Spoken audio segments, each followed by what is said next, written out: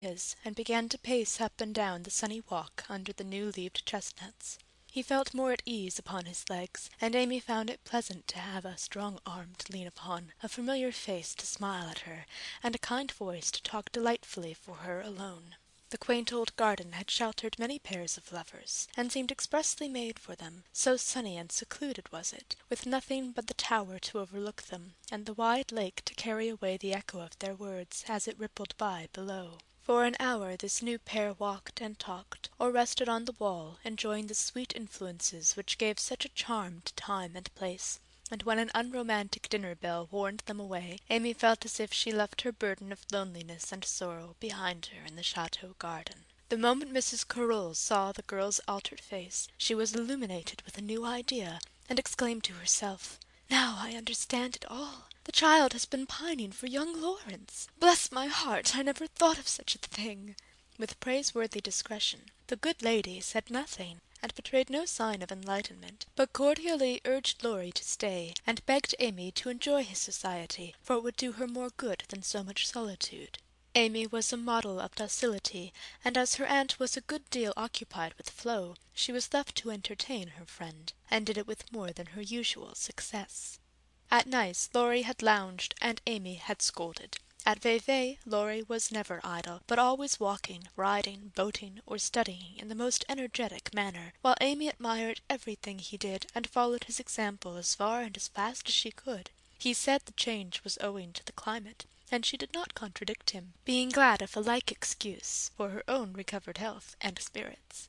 The invigorating air did them both good, and much exercise worked wholesome changes in minds as well as bodies. They seemed to get clearer views of life and duty up there among the everlasting hills. The fresh winds blew away desponding doubts, delusive fancies, and moody mists. The warm spring sunshine brought out all sorts of aspiring ideas, tender hopes, and happy thoughts. The lake seemed to wash away the troubles of the past, and the grand old mountains to look benignly down upon them, saying, "Little children, love one another." In spite of the new sorrow, it was a very happy time, so happy that Laurie could not bear to disturb it by a word. It took him a little while to recover from his surprise at the cure of his first, and, as he had firmly believed, his last and only love. He consoled himself for the seeming disloyalty by the thought that Joe's sister was almost the same as Joe's self, and the conviction that it would have been impossible to love any other woman but Amy so soon and so well. His first wooing had been of the tempestuous order, and he looked back upon it as if through a long vista of years, with a feeling of compassion blended with regret. He was not ashamed of it, but put it away as one of the bitter-sweet experiences of his life, for which he could be grateful when the pain was over. His second wooing, he resolved, should be as calm and simple as possible. There was no need of having a scene, hardly any need of telling Amy that he loved her. She knew it without words, and had given him his answer long ago.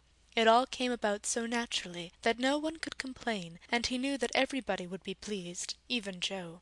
But when our first little passion has been crushed, we are apt to be wary and slow in making a second trial.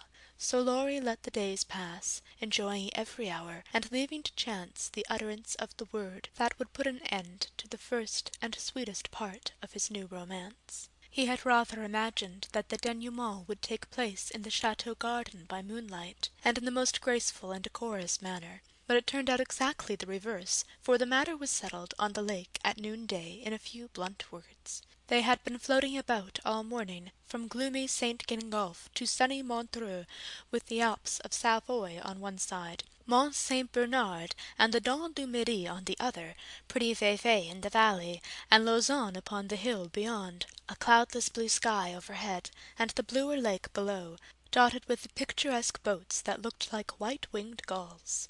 They had been talking of Bonavard as they glided past Chillon, and of Rousseau as they looked up at Clarens, where he wrote his Héloïse. Neither had read it, but they knew it was a love story, and each privately wondered if it was half as interesting as their own.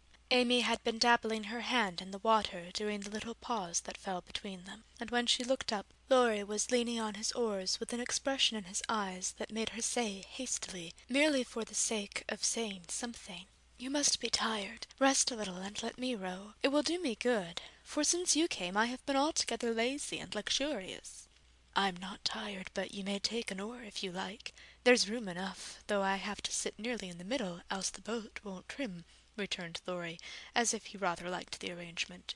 Feeling that she had not mended matters much, Amy took the offered third of a seat, shook her hair over her face, and accepted an oar. She rowed as well as she did many other things, and though she used both hands, and Laurie but one, the oars kept time, and the boat went smoothly through the water. "How well we pull together, don't we?" said Amy, who objected to silence just then. "So well that I wish we might always pull in the same boat. Will you, Amy?" very tenderly. "Yes, Laurie," very low.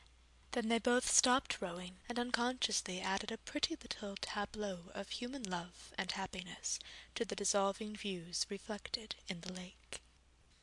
End of chapter 18.